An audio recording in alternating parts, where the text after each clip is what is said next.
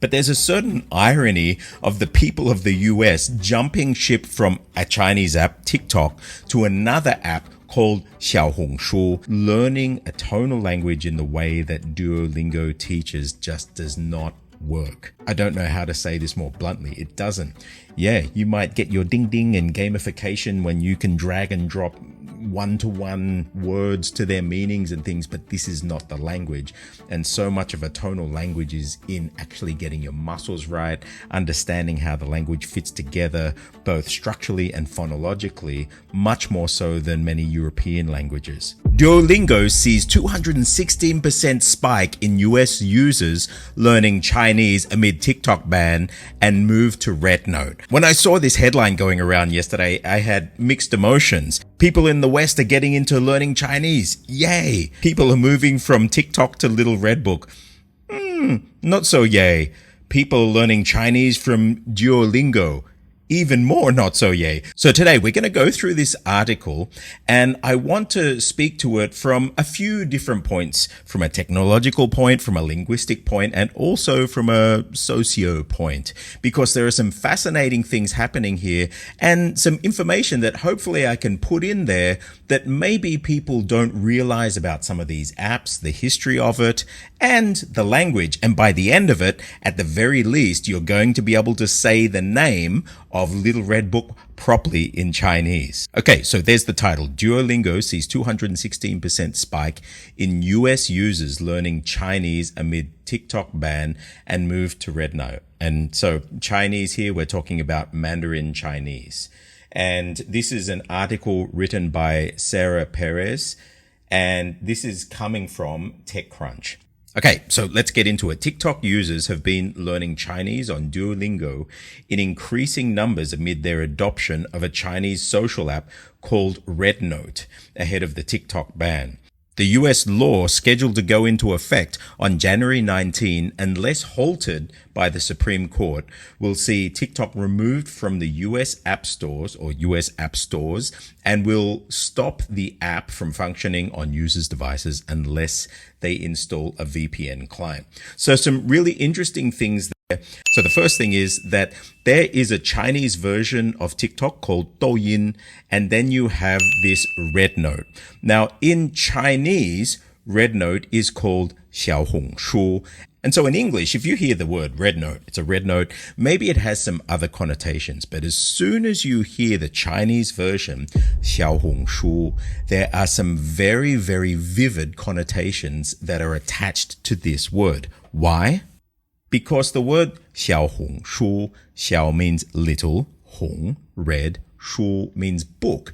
And so there's a slightly more famous Little Red Book that Chinese people know about, and this is Mao Zhuxi Yu Lu, otherwise known as Xiǎo Hóng Shū, the Little Red Book. Now, this has been translated into English as RedNote. Little Red Book is an app that's put out by Tencent, and I was a little shocked when they said that people are going to be moving from TikTok or Douyin to Xiǎo Hóng Shū, because when I think of Xiǎo Hóng Shū as an app, I think of e-commerce, not so much videos, but selling things and fashion and talking about lifestyle, but more to sell things. Whereas TikTok or Douyin, you're thinking of these really fast-paced, short-form video clips that are designed to get the dopamine pumping as you scroll through. But there's a certain irony of the people of the US jumping ship from a Chinese app, TikTok, to another app called Xiǎo Hóng Shū. Some key topics in there and chapters of Xiǎo Hóng Shū to give you a bit of an idea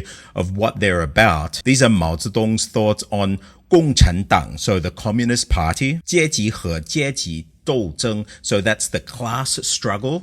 社会主义和共产主义, so that's socialism and communism, and 人民战争, so that's the people's war. There's a whole lot of chapters in there, but as soon as you think of Xiǎo Hóng Shū, Little Red Book, to any Chinese person, both within China and outside of China, they all know about this. Just the term Xiǎo Hóng Shū is a key symbol of China and Mao Zedong, and it's a book full of his quotations of communism, socialism, and his philosophy. So when I said I had mixed feelings about this, I hope that you can kind of see the irony that the United States jumping from TikTok, because it's a Chinese app for security reasons, jumping into another Chinese app that's called Xiǎo Hóng Shū, which basically are a symbol of the Communist Party and China's communist socialist history. So anyway, let's move along. Instead of trying to work around the ban, however, over 700 million TikTok users have shifted to the social video platform RedNote, aka Xiǎo Hóng Shū, Little Red Book, prompting a surprising cultural exchange between the two countries' citizens, not to mention quite a few requests from American users to help with Chinese users' English homework. So great, this is a cultural exchange. 700 million TikTok users, that is insane. Though some TikTok refugees have since struggled with technical problems when signing into RedNote. So I can imagine, because this is actually a Chinese program, a Chinese app, it wasn't designed for non-Chinese originally. So it says, and others immediately got booted for community violations. The intent of the move from one Chinese-owned app to another is meant to send a strong signal to the US government and would-be TikTok competitors like Meta that there's demand for that type of social networking experiences that China creates and US companies have only managed to imitate. So it seems that here it's saying that the US people jumping ship are there to show the US government and policymakers that actually there's something that China is doing that US tech companies aren't doing, and so they're just going to jump to another Chinese app. It's pretty ironic though, and I'm honestly surprised that this is happening. Oh, maybe not. Look at what else is happening in the world. The move is also serving as something of a pulse check as to whether or not US users are worried about Chinese companies collecting their personal data for nefarious use. One of the key factors that led to TikTok's ban in the first place. As it turns out, many are not, as this migration shows. So yeah, this was one of the key things. And I have run a tech company for years, and data is everything. And yeah, US companies are doing it. And the things that you can do with data is crazy. If you've ever gotten scam calls or a host of other things happen from your data being released. And over the years, I've actually gone in and jumped in, investigated, and I've looked at a bunch of data breaches that have come out.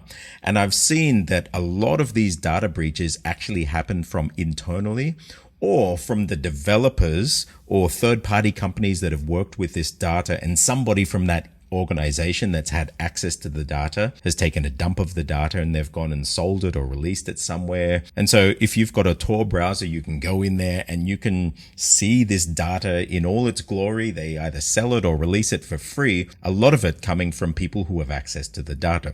So if you've got US companies, okay, that's one thing. But when you've got Chinese companies that own the data and they're using it internally, releasing it internally, and then you're looking at what's happening here in Thailand and on the border regions with Burma, China, you have a lot of these scam call centers that are actually involved with human trafficking as well, where they take people, they hold them hostage, they're using this data that they have on Western people to try and extort money from them.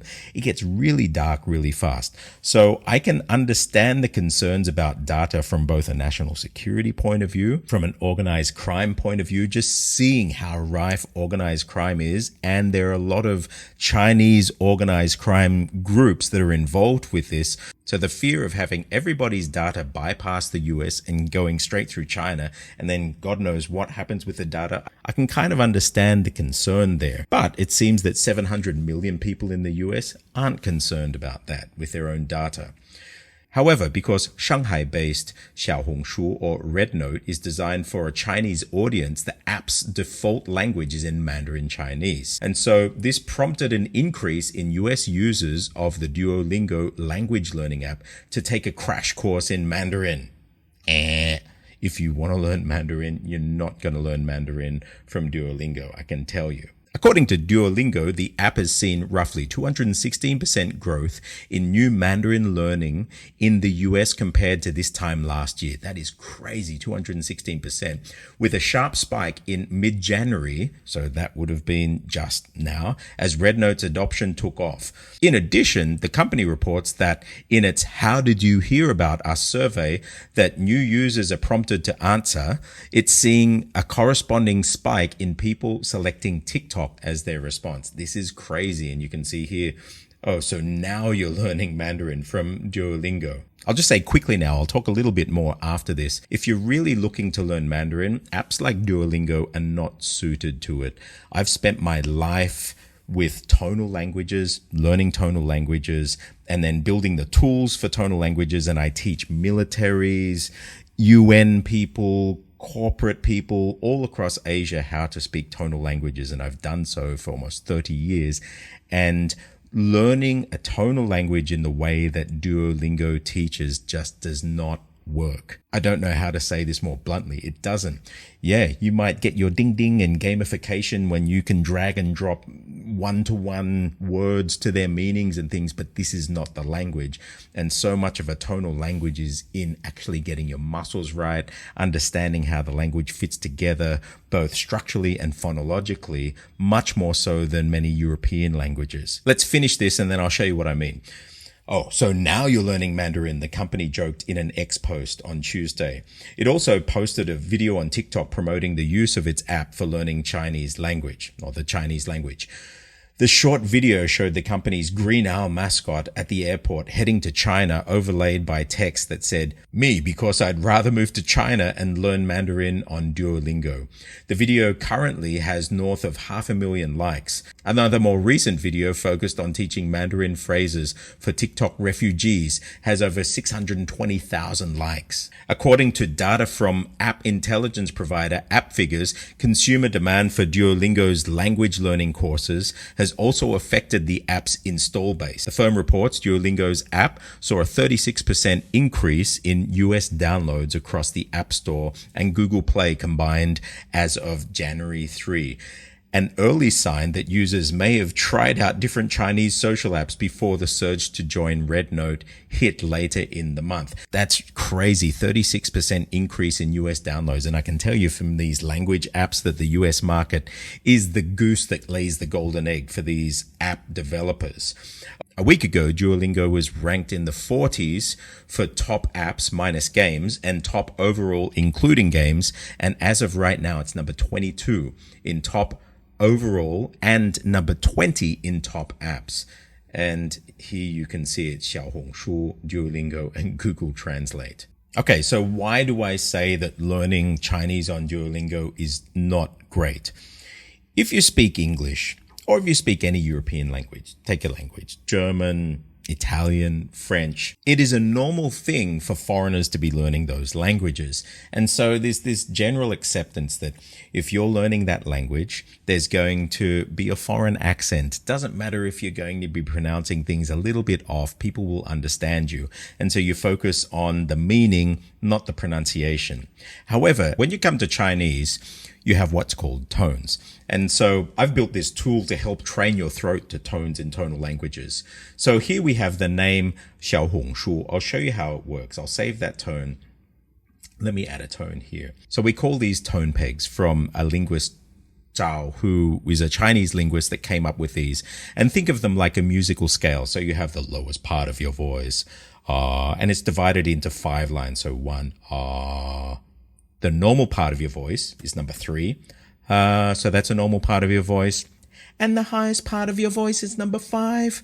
And so just below the highest part of your voice is number 4. And just above the lowest part of your voice is number 2. So we have normal voice, 4, 5. Okay, so these are general places of your voice. Now, it's not exact frequency. It's actually related to what the muscles in your throat are doing and the general relationship of this muscle tension and stress compared to what's coming before and after it.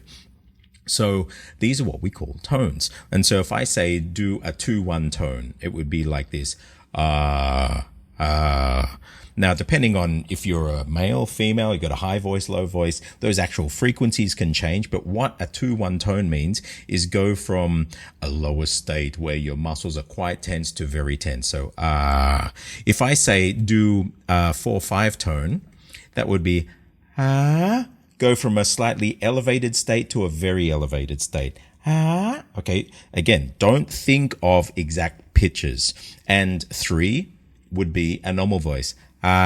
So in Chinese, we have 5 tones. You've got 4 key tones. So you've got tone number 1. Now, if you learn them in the books, they'll say 5-5. It's actually not. It's closer to a 3.5, 4. So let me just say 4, but it's like a 4-4-4-4-4-4, and then maybe a slight drop to 3. So this is ma, and you get this slight drop off at the end. Now, many Chinese teachers might go crazy seeing that drop off in the end, say no, because they're trained to teach in these actual very strict 1, 2, 3, 4, 5 levels. So the high tone is said to be a level 5 tone, but it's actually not in real life. And this is where apps like Duolingo fail, because they will try and get these formulas, and then they'll lock you into the formulas, and then they'll start training your voice. Sometimes I've even seen other apps try and get you to hit exact frequencies with your voice. And it's just crazy, because that's not what tones are. Tones are not pitch. In Chinese, 声调, or in Thai, 完内yok, there's nothing to do with pitch there. 声调 means the index of your voice, and that's exactly what it was.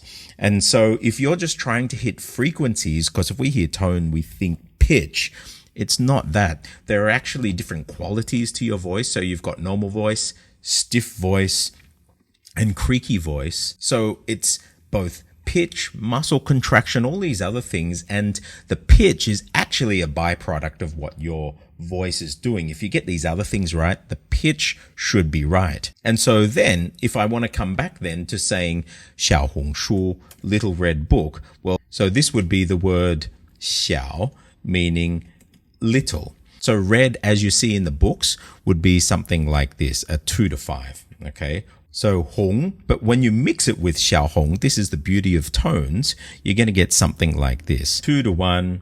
And then from there, you might sit on a 1 for a minute and then go up to a 4. So xiǎo hong, I'll just get rid of that 5 there. Xiǎo hong. So say this, xiǎo hong, xiǎo hong. And then the word for book, book traditionally, now you'll see in the books, it'll say book is a 5 tone like this. Shū, shū, shū. No one says that. Book is normal voice. So it's just a little bit above here. So it would be shū. So if I put them all together, then I go xiǎo hong. And then I will drop it down to here. Shū. So say it with me, Xiǎo Hóng Shū.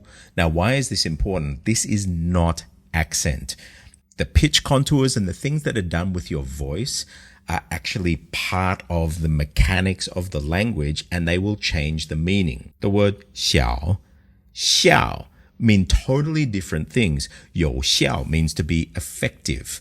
But if you say 小, it means little. So you need to get these tones right. And apps like Duolingo just don't do that. Just learn the languages like we would learn European languages, and pronunciation isn't that important. It is important. And in Asia, unlike European languages, there's actually traditionally not been that many foreigners learning the language. And so you're going to have troubles if you're even a little bit off with people not really understanding what you're saying. Now with Mandarin, yeah, you get people speaking Mandarin now from so many, both domestically within China, different backgrounds, and so many foreign backgrounds, especially now.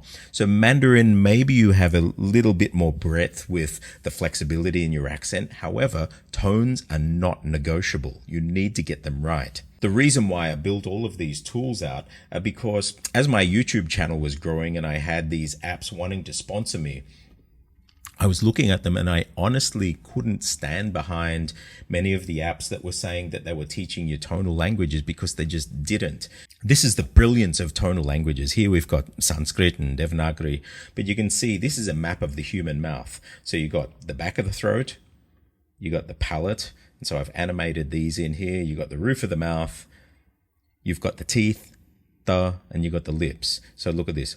Ga, cha, t, t, b. It's like a GPS for the mouth. And so you don't need to memorize an ABC, A, B, C, D, E, F, G. All you have to do is know where the sound is coming from in your mouth and what type of sound. And so this is g, k, g, g, ng, out your nose. And this is basically an inventory of all the sounds and all the positions that your mouth can make. And if we bring it to Chinese, now this is old Chinese, they actually used to arrange their dictionaries in this Sanskrit form. Now, if you've ever learned Mandarin, and again, this is the one thing that Duolingo will not teach you, you need to get your pinyin or your pronunciation down from the get-go. And so pinyin, you will learn b, p, m, f, d, t, n, l, and you'll get all of the sounds and the consonants right, and then the tones. Where in Thai and Sanskrit, we start from here, so go, ko, and ngo, and then jaw. In Chinese, when you do it, it's exactly the same, but just done in reverse. And so I'll get Hanyu Pinyin here. So this is b, p, m, f. So that's the first row, that's the lips, and then you move to the dentals, d, t, h, and that goes all the way to the back of your throat, g, k, and then h right down here. So even Chinese is working on this map of the mouth, and everything is about where it's coming from in your mouth, how it's articulated. And then you can see in languages like Thai, then the rules of the tones will then come down to which part of this grid a sound is coming from. And so I've actually mapped all of these tones out. So if I come here to Mandarin, bang, you've got your Chinese tones. And so like if I were to say these in Mandarin tones, that would be ha, P. Now, this is not pinyin I'm writing here. These are for Thai words, but it doesn't matter. It's all running on this same engine. And then once you've learnt this system, I'll just switch this over to Chinese. This is ping, normal voice. Shang, this was traditionally a rising tone.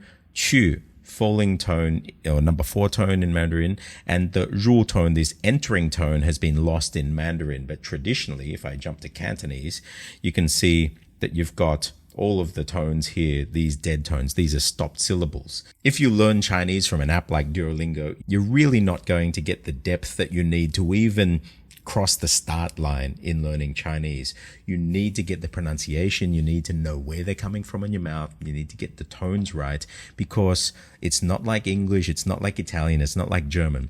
If you mess up the pronunciation a bit, people are still going to understand you. This is not accent. These are tones. They're a core function of the language, and you need to get them right. So, coming back to Duolingo sees 216% spike in US users learning Chinese amid TikTok ban and move to RedNote, Xiǎo Hóng Shū. One, that's just crazy to think that this many people, 700 million people, are ready to jump across to RedNote, Xiǎo Hóng Shū, to do this, but it's another Chinese app.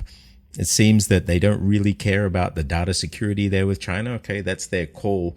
I think it's ironic that they're moving to an app called Xiǎo Hóng Shū, which for any Chinese person evokes thoughts of Mao Zedong's Xiǎo Hóng Shū. These are definitely interesting times. If you really are serious about learning Chinese, I would say learn the tones. I've built all these tools out totally free, so you can actually come in, you can just choose Hanyu Pinyin here, and these are the words that are associated with those tones. But I'll just show you here, like say I pull this one, the way I've designed it to, you can actually pull it up here, and I have the Chinese squares here that you can actually practice writing in. You can just practice writing like this. And what I've done too is if you click here, you can actually see the handwriting style. So you can actually write along that and learn how to write your characters like Chinese people would actually write them. And if you want to go a step further, I've actually built these guides in, which give you the right proportions of the strokes, how they'd actually really be written. And so it's a lot of fun there. I highly recommend learning Chinese. You'll never, ever regret learning Chinese. If you're learning Thai, grab a copy of my Cracking Thai Fundamentals book. You can order it on Amazon, or if you're in Thailand, click on the link below and I'll send a copy out to you. If you enjoy language and you really want to get into your Chinese, come to my Discord server. I've got the link below. And this server is for everybody that loves learning languages, and particularly tonal languages like Chinese. If you've enjoyed this, click like, subscribe. I'm Stuart J. Raj. I'll see you on the other side.